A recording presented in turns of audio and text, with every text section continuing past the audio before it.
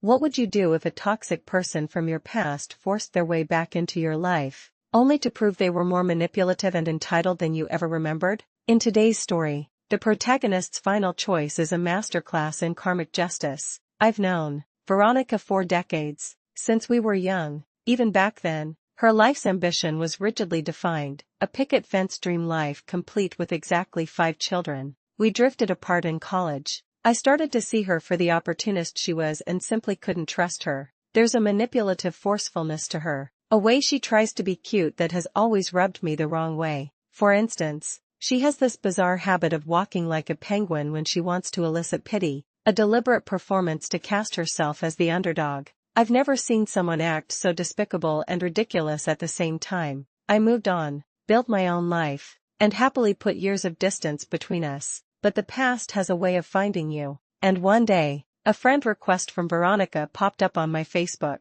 Out of a misplaced sense of politeness, I clicked accept. It's a moment I came to regret. One commenter on my story rightly pointed out, "That was your fatal mistake." I soon discovered that Veronica had become the epitome of a permissive mother. Her 5 children did exactly as they pleased, with zero correction from her. She immediately tried to force a relationship between me and her daughters, instructing them to call me auntie. The boundary crossing escalated quickly. She would try to drop her kids at my house uninvited. Her phone calls were incessant, and she even began showing up at my workplace. It was a nightmare. Every time I established a boundary, she'd tirelessly search for a loophole. My husband and I are heavily involved in a community initiative that primarily serves the local homeless population. It's not a formal charity, more of a grassroots effort run out of a farm owned by a kind elderly couple. They have a barn, a small venue, and a beautiful field with an artificial lake. They generously allow us to use the space for community work but charge for private events like weddings to maintain the property. One of our members, Diana, runs a wonderful program from there, providing free or low-cost wedding and prom dresses to women in need.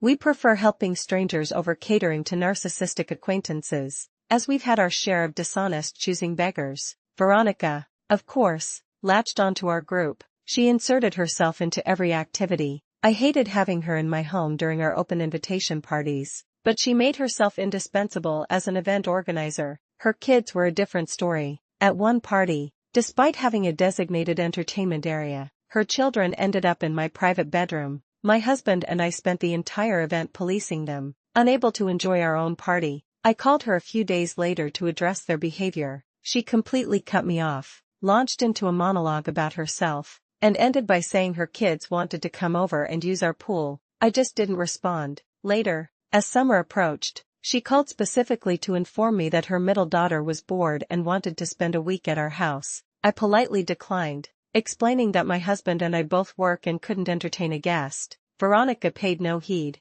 That weekend, her daughter called me. "Auntie," she cooed, "Mom says you invited me to spend the summer with you." I quickly but gently clarified the misunderstanding, trying not to hurt a child's feelings. She just hung up on me. Her Facebook was a field of red flags. There were cryptic rants, but more telling were the public comments from her friends. One person complained about being asked to watch her kids for a couple of hours, only for Veronica to abandon them there all day. Another called her out for having money for girls' night out while claiming she was too broke to pay back the money she owed them. These weren't just catty remarks, they were cries of lost patience. The unpleasant incidents began to pile up. At Christmas, she volunteered to wrap presents for underprivileged kids. We always mixed in some really nice, eye-catching toys with the less costly gifts. Strangely, a number of the best toys went missing, only to turn up under her own Christmas tree in photos her mother-in-law posted on Facebook. We couldn't prove a thing,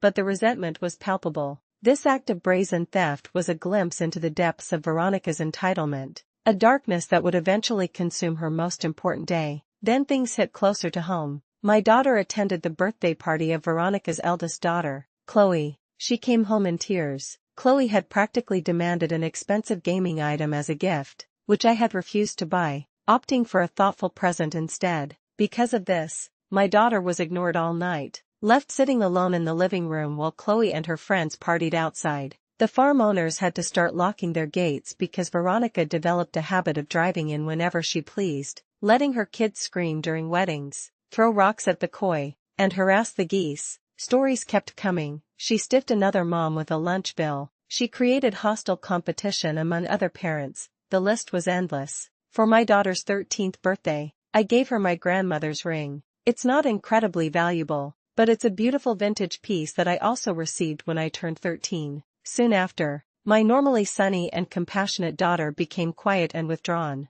She didn't want to go to school. My husband and I suspected bullying, but she wouldn't open up, and her teacher saw nothing amiss. The guilt of not being able to make her feel safe enough to confide in me was eating me alive. Finally, I called her best friend's mom. The friend, Sophie, told us everything. It turned out my 13-year-old had become close with 17-year-old Chloe. Chloe, while beautiful and a gifted student, was also deeply conceited. She had asked my daughter to try on the vintage ring and then simply refused to give it back. When my daughter kept asking for it, Chloe first claimed she'd lost it, and then, to silence her, spread a rumor that my daughter was trying to steal her ring. Some kids at school took Chloe's side, and now she was wearing my daughter's family heirloom to school every day, taunting her with it. Hearing this, I was filled with both pain for my child and fury at the teenage monster who did this. I drove to the school and intercepted them as Chloe was getting into Veronica's car. I blocked her path, looked her in the eye,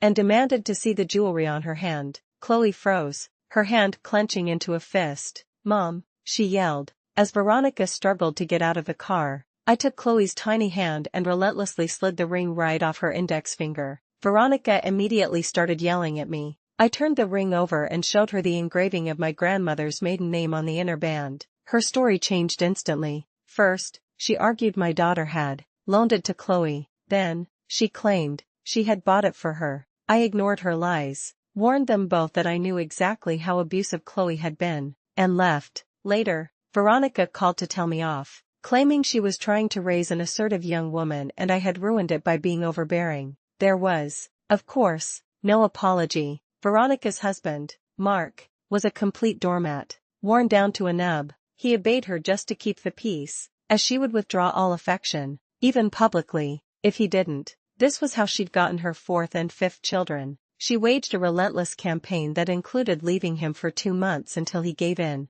Everyone liked Mark but hated her. He often seemed lonely and concerned about upsetting her, and over time, he began showing signs of serious depression. My husband learned that Mark had even contemplated suicide after their 3rd child was born. Veronica decided she wanted to renew her vows, and her bridezilla Karanzilla persona went into overdrive. First, she bullied another couple into giving up their wedding date at the farm, costing the owners money after she had already negotiated a discount she never paid for. This revealed Veronica's greatest fatal flaw, her belief that her desires were more important than anyone else's reality, a conviction that would ultimately seal her fate. Then she set her sights on the dress initiative run by my friend, Diana. She became obsessed with a specific vintage lace dress that had already been assigned to another bride. This wasn't just any bride. She was a true fighter who had pulled herself out of welfare, earned her high school diploma, and was working toward a better life. Diana made it clear, the dress was taken,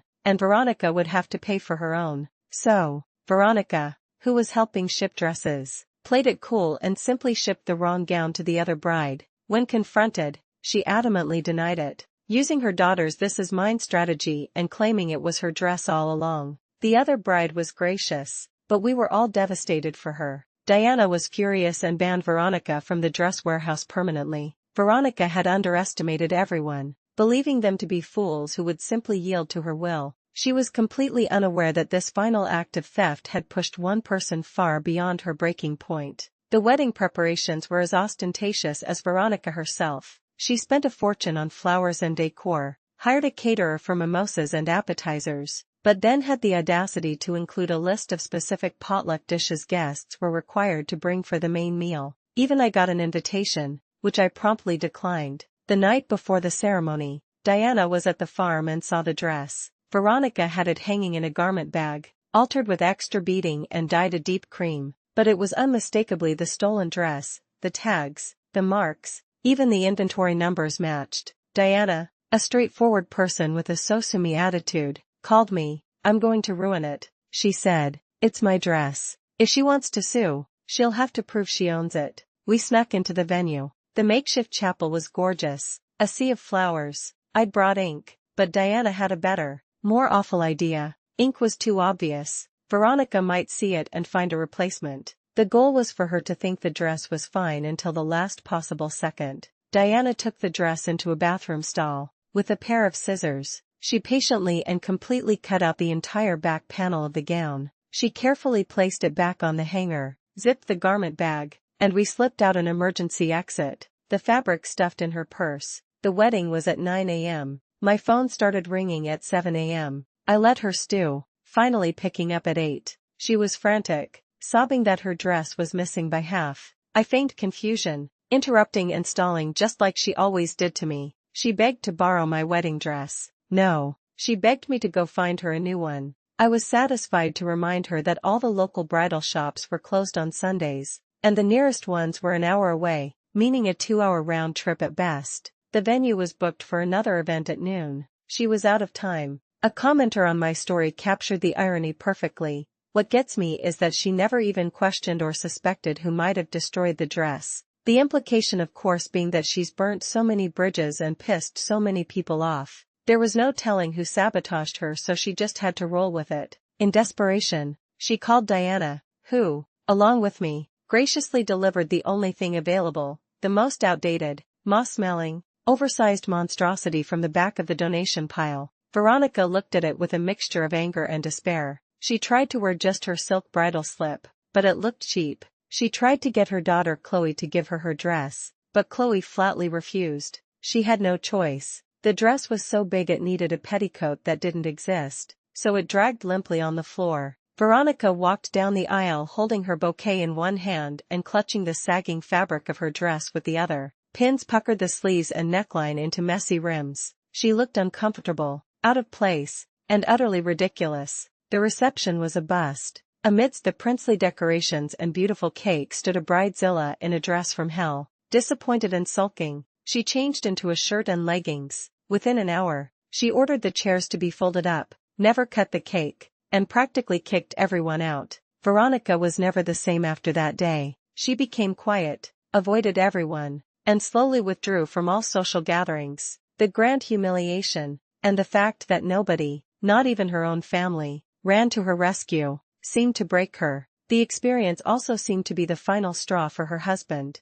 Mark finally sought therapy. The next time Veronica pulled one of her stunts and left with the kids, he didn't look distraught. Instead, he was seen riding his bike, looking relaxed. He eventually moved out and filed for divorce on grounds of emotional cruelty. Veronica, the master manipulator, was finally left alone. She removed me, and almost everyone else, from her Facebook, retreating into the lonely world she had built for herself. This story is a powerful reminder that a life built on exploiting the kindness of others is a fragile house of cards. When you burn enough bridges, you'll eventually find yourself alone in the ashes, with no one to call when your world falls apart. Have you ever encountered someone who thought they could get away with anything? What do you think is the best way to handle a person who consistently takes advantage of others?